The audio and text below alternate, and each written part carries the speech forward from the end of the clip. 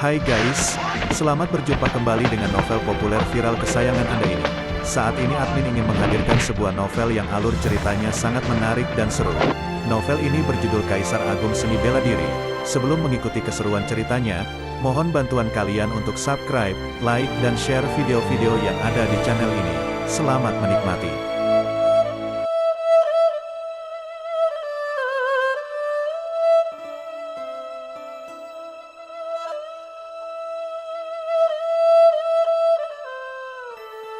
Kaisar Agung Seni Bela Diri, Bab 416, Tersesat di Kehampaan. Bagi Luo Xiu, situasi ini berbalik secara drastis. Dua kultivator tingkat kaisar yang tinggi, satu mati dan satu terluka di bawah serangannya yang licik.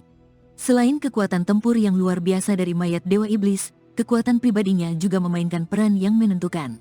Bagaimanapun, hanya ada satu mayat Dewa Iblis. Jika dia tidak berhasil menahan Lina, jika salah satu dari dua kultivator tingkat kaisar berhasil melarikan diri, dia akan berada dalam bahaya besar. Setelah mengumpulkan banyak harta rahasia, Luo Xiu meninggalkan menara kegelapan secepat mungkin.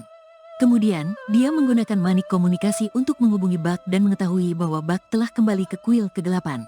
Apakah aku benar-benar harus pergi ke sana? Luo Xiu merenung. Markas besar kuil kegelapan baginya adalah benar-benar seperti sarang naga. Begitu dia pergi dan diperhatikan, dia mungkin tidak akan memiliki kesempatan untuk meninggalkan tempat itu lagi. Bahkan, jika terungkap bahwa Groove terbunuh dan Lina ditahan, dia mungkin akan dibunuh oleh kultivator kuil kegelapan di tempat. Meskipun klon berpakaian hitam tidak takut mati, namun dia memiliki banyak harta rahasia. Jika dia benar-benar mati, kerugiannya akan sangat besar. Ini adalah taruhan besar. Jika dia bisa melewatinya dengan selamat, dia akan bebas seperti burung di langit dan ikan di laut. Markas kuil kegelapan terletak di utara, dan Luo Xiu membutuhkan 2 hari untuk sampai ke sana. Di sepanjang jalan, dia mendengar beberapa berita bahwa para kultivator Dewa Iblis dari kuil cahaya sedang mencari di kehampaan, tetapi belum menemukan ruang rahasia kota Dewa kuno itu. Kau datang, temanku. Luo Xiu bertemu dengan Bak di sana, bersama dengan pelayannya yang setia yang selalu mengikutinya. Ikut aku. Yang mengejutkan Luo Xiu, ekspresi Bak tampak sedikit cemas saat membawa Luo Xiu ke hutan di belakang kuil kegelapan yang diselimuti oleh aura kegelapan. Ada apa? Tanya Luo Xiu dengan bingung. Identitasmu sudah terungkap. Jika ayahku mengetahuinya, kau tidak akan bisa pergi, kata Bak dengan suara serius. Mendengar ini, mata Luo Xiu tiba-tiba menyipit. Dia tahu bahwa ayah Bak adalah pemimpin kuil kegelapan. Meskipun dia bukan dewa abadi, setidaknya dia adalah kultivator tingkat kaisar bergelar. Diperhatikan oleh kultivator tingkat ini, Luo Xiu sangat sadar bahwa dia tidak akan punya kesempatan untuk melarikan diri. Yang lebih mengejutkan adalah, meskipun Bak tahu tentang dirinya, mengapa dia masih ingin membantunya? Kau adalah satu-satunya temanku. Aku tidak bisa mengkhianatimu, kata Bak sambil tersenyum. Senyumnya sangat tulus, membuat Luo Xiu merasa sangat terharu dan berterima kasih. Mengingat bahwa dia telah menahan Lina untuk berjaga-jaga agar Bak tidak mengkhianatinya, Luo Xiu merasa sedikit malu. Terima kasih, Bak, kata Luo Xiu dengan tulus. Bak tidak mengatakan apa-apa, hanya tersenyum dan menepuk bahu Luo Xiu. Semuanya terasa tak terucapkan namun mengerti.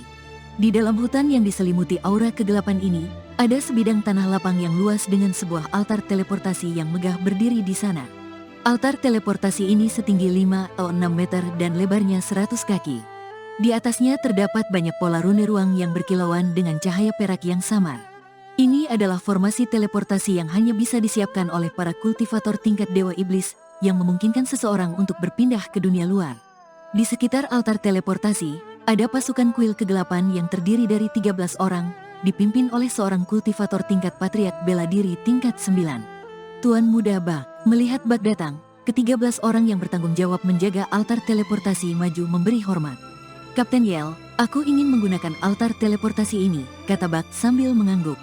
Tuan Muda Bak akan pergi ke dunia luar untuk berlatih?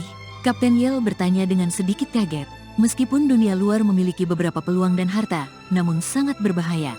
Dengan status Bak, dia tidak perlu mengambil risiko seperti itu. Aku di sini untuk mengantar temanku, jelas Bak. Kapten Yell yang berada di tingkat 9 patriark bela diri mendengar ini dan mengerutkan kening. Kapten Yell, ada masalah? Bak juga mengerutkan kening dengan tidak senang.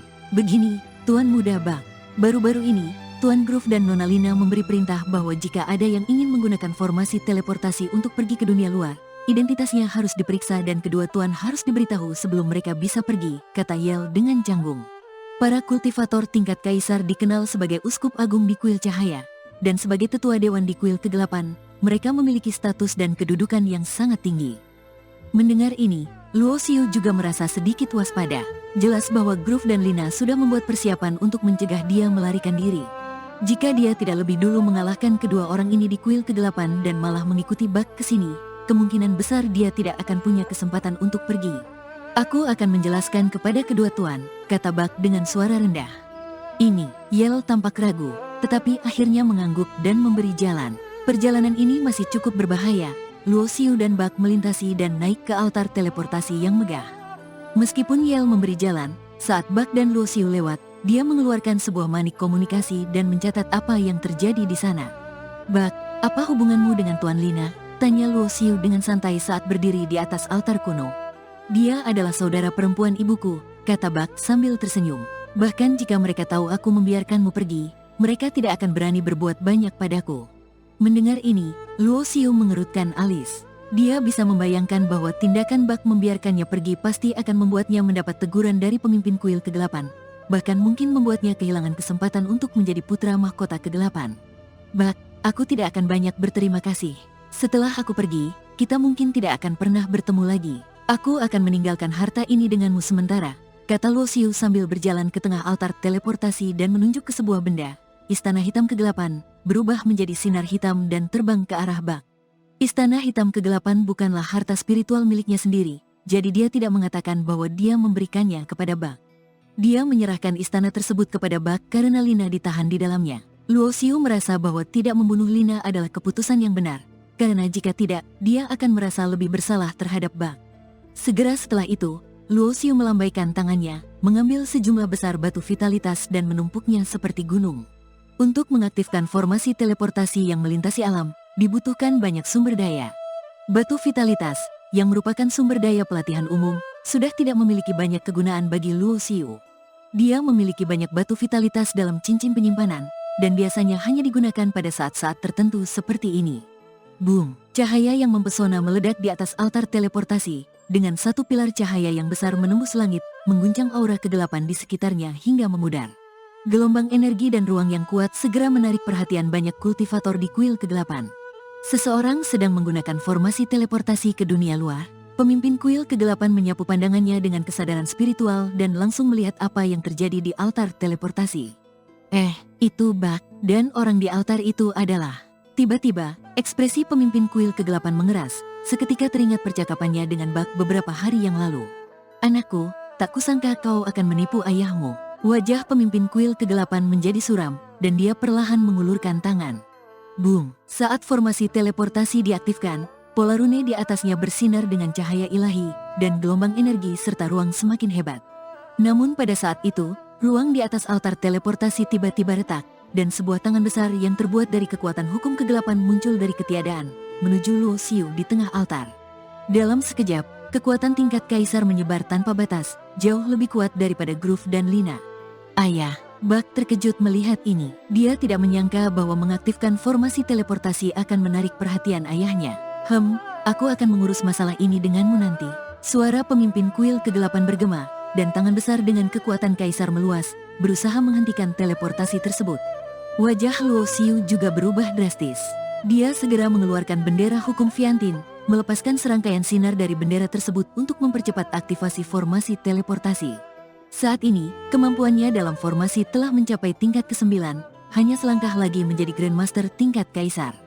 Boom! Dengan dorongan kekuatan formasi, waktu aktivasi formasi ini dipercepat lebih dari setengah. Cahaya perak yang tak terbatas meledak, gelombang ruang mencapai puncaknya, dan sosok Luo Xiu menghilang dari altar kuno. Kau ingin pergi? Tidak semudah itu, pemimpin kuil kegelapan mendengus dingin, tangannya menepuk udara, menghancurkan ruang kosong, dan memutuskan saluran teleportasi dengan paksa. Kultivator tingkat kaisar biasa bisa merobek ruang, apalagi pemimpin kuil kegelapan yang merupakan kultivator tingkat kaisar luar biasa. Saluran ruang yang dirusak oleh tangannya meledak, kekuatan ruang yang mengerikan berubah menjadi lubang hitam yang menelan segalanya. Pada saat itu, tangan pemimpin kuil kegelapan merobek kekuatan ruang yang ganas, mengunci Luo Xiu dengan kekuatan yang luar biasa. Luo Xiu tahu bahwa bahkan jika hanya tangan pemimpin kuil ke-8, dia tidak akan bisa menahan dengan semua kekuatannya. Dengan tekad kuat, dia melompat ke dalam lubang hitam ruang yang menelan segalanya. Tubuhnya terjun ke dalamnya seperti ikan yang masuk ke lautan, tanpa menimbulkan riak sedikit pun. Kekuatan ruang yang mengerikan mengoyak tubuhnya, membuat Luo Xiu merasa seperti akan hancur. Kesadarannya tenggelam ke dalam kegelapan. Ketika kesadaran Luo Xiu kembali, dia menemukan dirinya berada di ruang yang aneh seperti kaleidoskop. Ruang ini dipenuhi dengan aura hukum ruang. Jika seorang kultivator yang menguasai hukum ruang berlatih di sini, tingkat pemahaman mereka akan meningkat pesat. Namun, Luo Xiu tahu bahwa bahkan seorang kultivator yang menguasai hukum ruang jika tersesat di kehampaan tak berujung, akan sulit menemukan jalan kembali. Untuk menghindari pengejaran pemimpin kuil ke-8, dia masuk ke dalam lubang hitam ruang dan tersesat di kehampaan tanpa akhir. Meskipun Luo Xiu sudah siap secara mental, ketika dia benar-benar menyadari situasinya, dia merasa sedikit tak berdaya. Segala sesuatu di sekitarnya tampak sama, tanpa arah.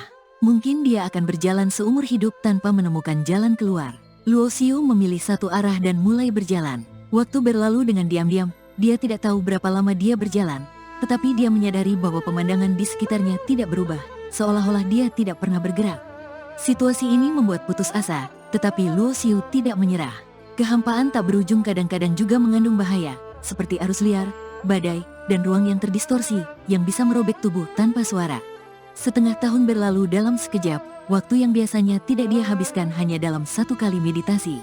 Pemandangan di sekitarnya masih tidak berubah. Luo Xiu tampak lebih lelah, pakaiannya compang camping, dan dia hampir mati sekali ketika memasuki ruang yang terdistorsi. Meskipun setengah tahun ini dia belum menemukan jalan keluar, kekuatan Luo Xiu tidak berhenti meningkat. Dengan bantuan sumber daya yang tersimpan dalam cincin penyimpanan, dia telah mencapai tingkat 9 dari Santo Bela Diri. Sebelumnya, dia sengaja menahan peningkatan kekuatannya untuk memastikan fondasinya stabil.